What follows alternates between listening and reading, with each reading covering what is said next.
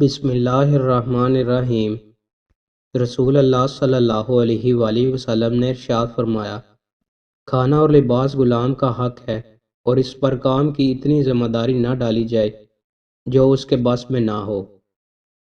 رسول اللہ صلی اللہ علیہ وآلہ وسلم نے ارشاد فرمایا، جو آدمی کسی ایسی قوم میں ہو جس میں گناہ کے کام کیے جاتے ہوں اور وہ اسے روکنے پر قدرت رکھتا ہو اور نہ روکے تو اللہ اسے مرنے سے پہلے ضرور کسی نہ کسی عذاب میں مبتلا کر دیتا ہے۔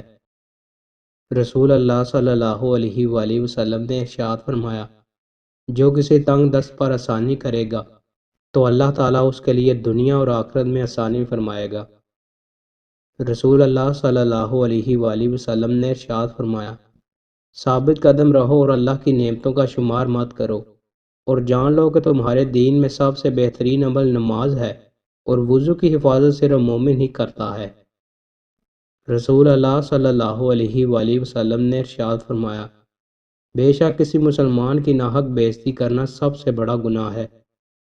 رسول اللہ صلی اللہ علیہ وآلہ وسلم نے ارشاد فرمایا، جب اللہ تم میں سے کسی کو مال عطا کرے تو اسے چاہیے کہ وہ پہلے اپنی ذات اور اپنے گھر والوں پر خرچ کرے۔ رسول اللہ صلی اللہ علیہ وآلہ وسلم نے ارشاد فرمایا، جس شخص کو اپنے مال کی حفاظت کرتے ہوئے قتل کر دیا جائے تو وہ شہید ہے۔ رسول اللہ صلی اللہ علیہ وآلہ وسلم نے ارشاد فرمایا، جو اللہ سے سوال نہیں کرتا اللہ اس سے ناراض اور ناخوش ہوتا ہے۔ رسول اللہ صلی اللہ علیہ وآلہ وسلم نے ارشاد فرمایا، ایمان میں کامل ترین مومن اچھے اخلاق والا ہے۔ رسول اللہ صلی اللہ علیہ وآلہ وسلم نے ارشاد فرمایا، اللہ تعالیٰ اپنے بندے کو بیماری دے کر آزماتا ہے حتیٰ کہ اس کے ذریعے اس کے ہر گناہ مٹا دیتا ہے۔ راستے میں بیٹھنا۔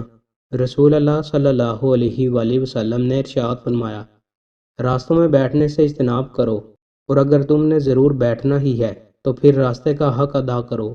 نظریں جھکانا، تکلیف نہ پہنچانا، سلام کا جواب دینا، نیکی کا حکم دینا اور برائی سے منع کرنا۔